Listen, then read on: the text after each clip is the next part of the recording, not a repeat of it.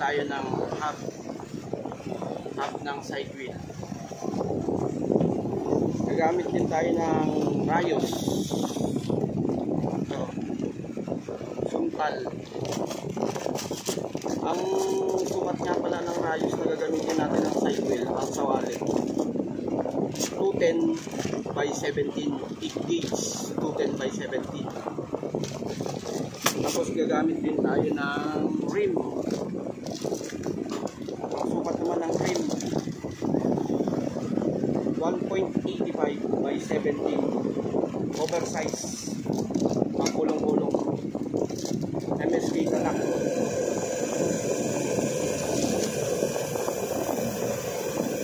Ito kasi marami nag-order sa akin ng side wheel rim.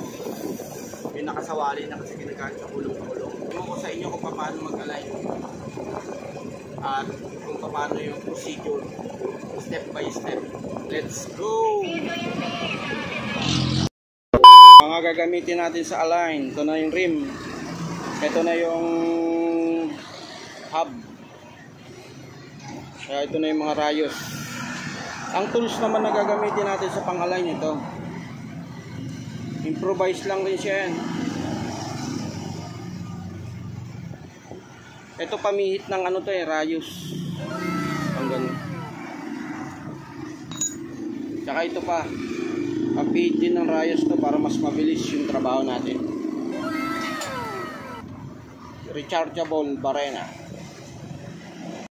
I-assemble na natin ang side wheel. Ganito lang, papasok lang natin yung rayos dito, butas. Yan, bilang kayo, isa, dalawa, laktaw. Ay laktaw na isang butas yan. Lalaktawan nyo lang na isang butas. Yan. Tapos medyo baliin nyo konti yung rayos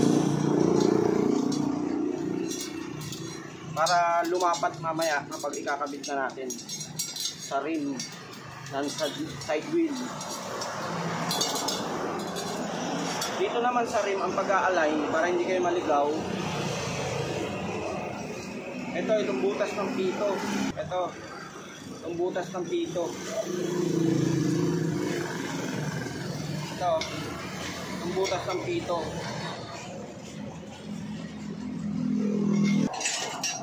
Bibilang kayo dyan ng ano. Bali ang pasok ng rayos niyan, nagpas kayo ng isang butas.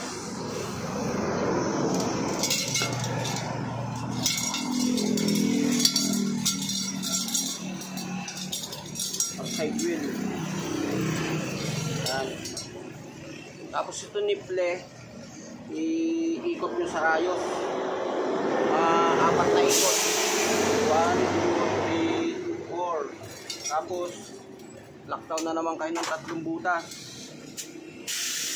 1, 2, 3. Ito nyo na ilalagay dito muna sa rayos. Yan.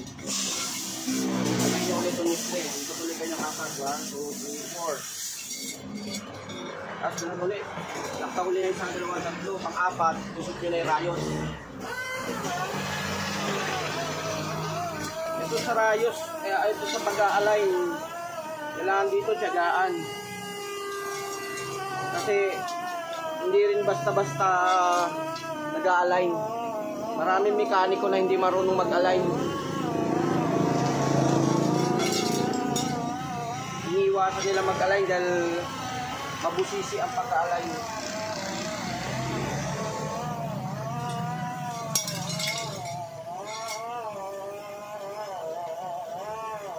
Yan, ganyan lang. Bubuin lang natin.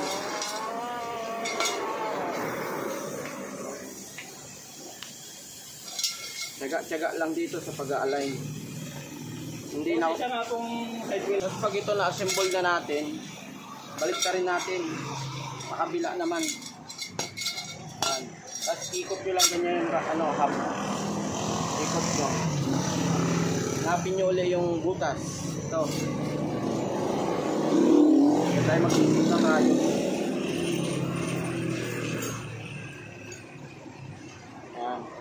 Ito, pandit siya. Tapos, suot ka na rin ulit.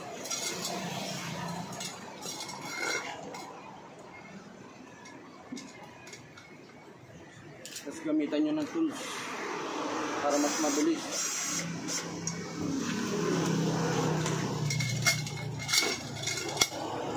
Yan. Tapos susuot nyo lang yung ganyan. Hindi ito vulcanize. Suot lang yung mga rayo. Ganon din, tig-isang laktaw lang rin niya sa kabila. Parang parehas. Parehas lang rin sa unang assemble. Ayan.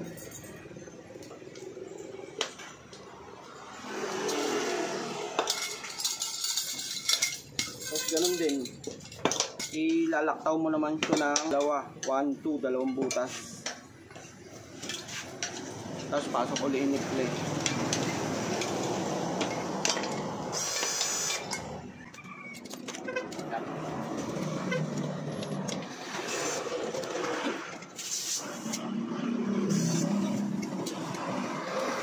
Na-assemble na natin kabilaan side, kailangan pantayin natin siya.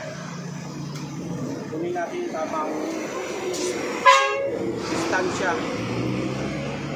Pag nakuha natin tamang distansya, pasok ulit natin yung nipple. Dito naman yung pasok. Ayong rayos, pasok natin.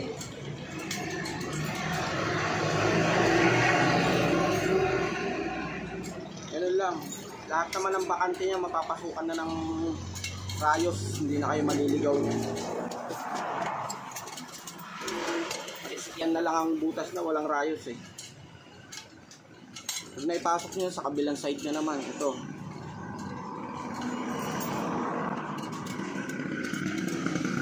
Pag mahirap siya ipasok, iaangat lang to. Yan, iaangat nila pa ganyan. Para madaling pumasok ng rayos. Yang magpipili niya ba? Alin? Bilang ay level 8 gram 60. Tumiti makakakit sa yung harap.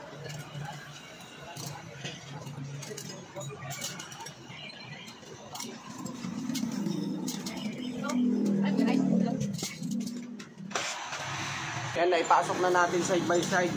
Ngayon, dito naman tayo. Ito, itong butas na to. Yan. Yan naman natin ngayon lalagay. Yan, di na mahirap buuin yan kasi kung saan na yung tatapat, doon mo na lang siya ipapasok. Kukontrahin nyo kapag nakapaglagay kayo dito sa taas, sa baba naman para kontrahan.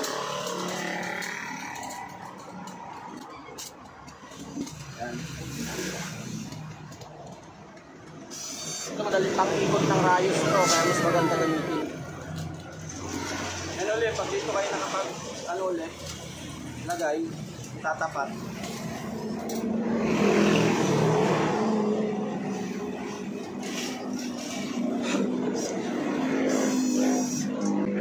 Lalagay nyo siya dyan, sa baba naman. Para malubungan, hindi siya maghahatakan. Yan. Yan, mas madali na yan. Side by side na lang yan. Ito, patapos na to, dalawa na lang. May kakasa na. Ano na yan eh, kapag yung huling ano na, tutok-tutok na lang. Tapos, pihit para sakto. Kung sakto na siya sa butas, ihigpit nyo lang. Yan, nagawa na natin ang ating side wheel na oversize, nakasawali. Oversize ang rim. I-align naman natin sa ngayon. Ito naman ginagamit natin pang align. Ito binili ko to eh. Ang presyohan siguro nito ngayon mga nasa kulang-kulang 3,000. Ganito. Dito natin isasalang ang side wheel.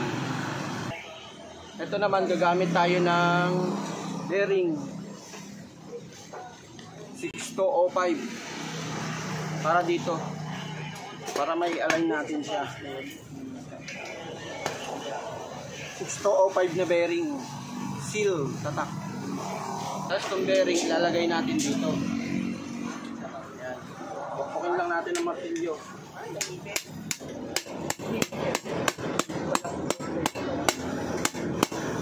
Sa side din, sa kapila.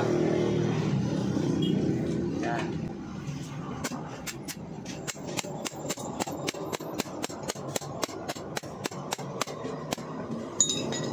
Lagay na natin siya sa aligner. Ito.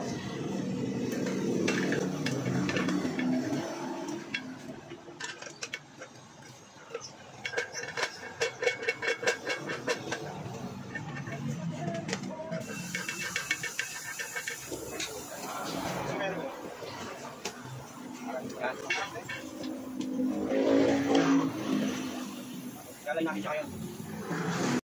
Sa pag-a-align, pag yung lundag gusto nyong tanggalin, dito nyo makikita ang lundag. Ito. Yan yan, dalawa na yan. Ito. Dito tinatanggal ang lundag niyan. Pag gusto nyo tanggalin yung lundag, dito nyo pipihitan yan. Ito. Pihit. Lundag.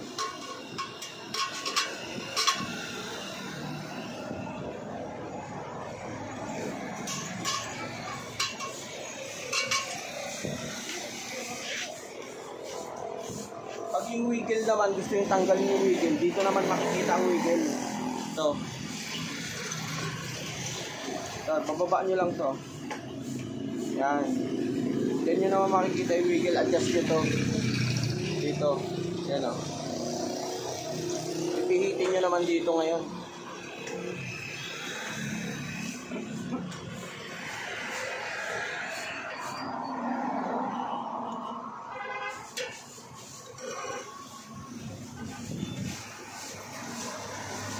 Yan, kung saan yung malayo, yung ikot niya, doon yung pipilitin. Ayan, kagaya niya, malayo siya. Dito, pihit itong rayos na to, itong tatlong rayos na to, pihitin nyo. Pasikip. Ayan, pihitin nyo sa pasikip. Makatik sa tatlong pihit din. Kasi pag nasobrahan yan, babawiin nyo naman doon sa kabila. Lalo kayo mahirapan. Yan, dito naman dito.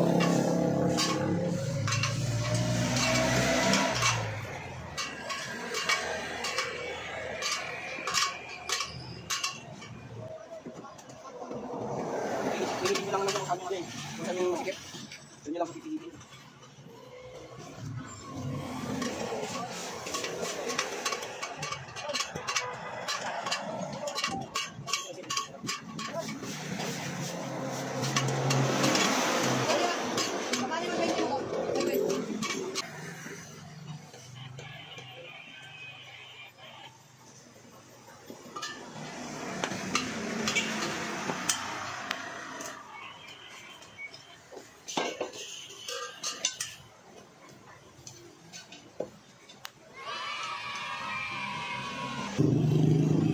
Ayos na i-align natin mga kamotor. Hanggang dito na lang yung vlog ko mga kamotor. Sana lagay supportan yung vlog ko kamotor. Bye bye.